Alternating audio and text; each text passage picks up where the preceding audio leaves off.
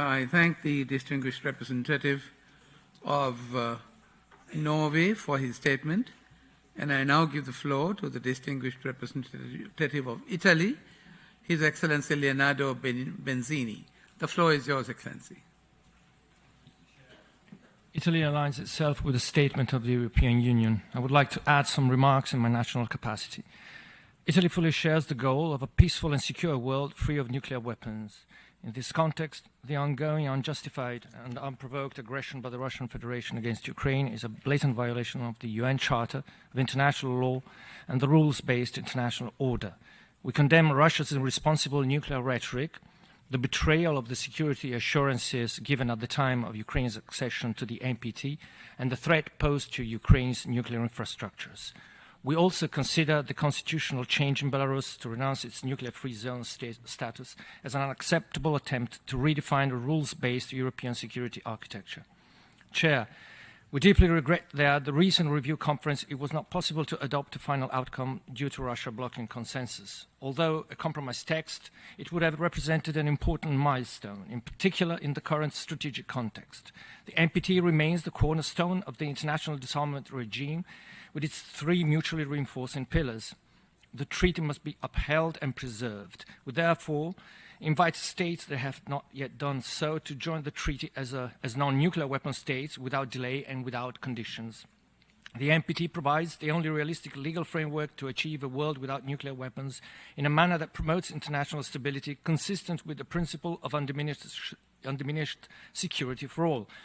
This goal can only be achieved through a gradual approach by taking effective measures that involve all the stakeholders in a consensus-based perspective.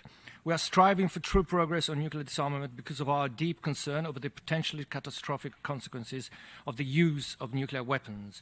One measure we are pursuing is the prompt entry into force of the Comprehensive Nuclear Test Ban Treaty.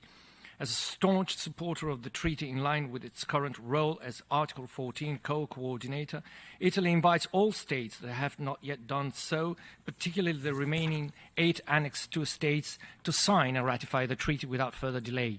In the meantime, we call upon all states to continue to respect the voluntary moratorium on nuclear test explosions and to refrain from any action that could undermine the objective and purpose of the treaty. Another key priority is for the Conference on Disarmament to immediately start negotiations on a treaty on fissile material for nuclear weapons or other nuclear explosive devices. Pending its conclusion, all states should abide by a moratorium on the production of fissile material for nuclear weapons. We also support the resumption of substantive discussions on negative security assurances within the context of a comprehensive and balanced program of work, with a view to elaborating recommendations dealing with all their aspects, not excluding an international legally binding instrument. In this regard, we also wish to reiterate our support for the establishment of zones free of nuclear weapons and all other weapons of mass destruction.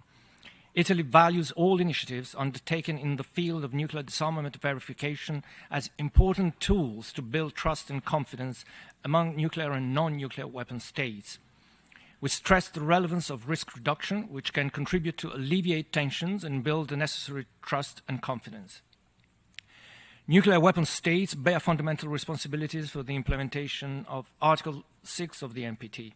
While Italy welcomed the agreement between the United States and the Russian Federation to extend the New START Treaty and to establish a bilateral security dialogue and P5 efforts, we continue to call upon the nuclear states with the largest arsenals to take concrete steps towards effective nuclear disarmament through further reductions and to actively engage in strengthening the entire disarmament architecture. Chair, the proliferation of nuclear weapons continues to pose a major threat to international security.